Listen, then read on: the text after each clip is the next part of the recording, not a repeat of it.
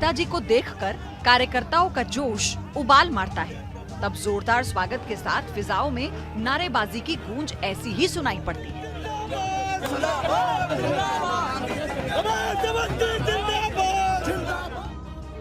और जब जमीन से जुड़े पार्टी के कार्यकर्ता हड़बड़ी में गड़बड़ी कर देते हैं, तब हालात कुछ इस तरह हो जाते हैं।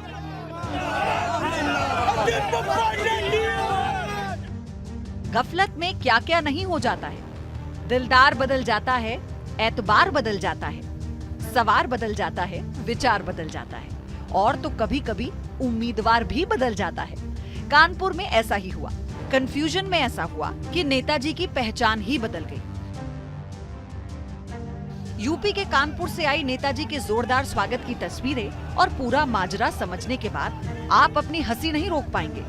बीजेपी के कार्यकर्ता अपने ही लोकसभा प्रत्याशी को पहचान नहीं पाए और दूसरे नेता का स्वागत करने के साथ जोश में नारे लगाने लगे। विश्वास नहीं हो रहा तो कानपुर से आई इन तस्वीरों को देख लीजिए।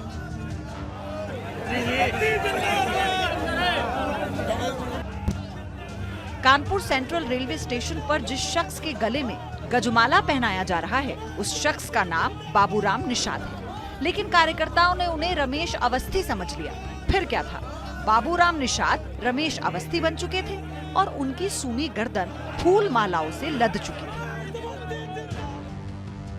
सफेद कुर्ता पैजामा और नीले रंग की बंडी पहने बीजेपी के बाबूराम निषाद को समझ में नहीं आया हुआ क्या है। कानपुर स्टेशन पर जैसे ही शताब्दी एक्सप्रेस रुकी, बाबूराम निषाद गेट की तरफ बढ़े, लेकिन तब तक कार्यकर्ताओं का हुजूम गेट तक पहुंच चुका था। बाबूराम निषाद कार्यकर्ताओं को धक्का देकर आगे बढ़े, लेकिन कार्यकर्ताओं के जोश के आगे भाग नहीं पाए। कार्यकर्ताओं ने उन्हें पीछे से खींच लिया और फिर क्या हुआ आप खुद देख लीजिए। ढोल नगाड़े की गूंज के साथ हो रहे जोरदार स्वागत से गदगद नजर आ रहे सांसद बाबूराम निषाद दोनों हाथ जोड़कर पहले बीजेपी कार्यकर्ता की बधाई स्वीकार करते हैं। हक्के बक्के नजर आ रहे निषाद ने बीजेपी नेताओं का कंफ्यूजन दूर करने के लिए अपनी हकीकत बताने की कोशिश भी की, लेकिन जिंदाबाद का शोर उनकी आवाज पर भारी पड़ा।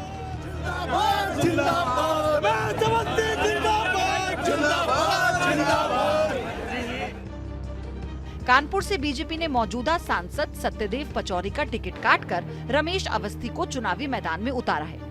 टिकट ऐलान के बाद रमेश अवस्थी पहली बार कानपुर पहुंचे थे, इसीलिए स्वागत भी जोरदार होना था।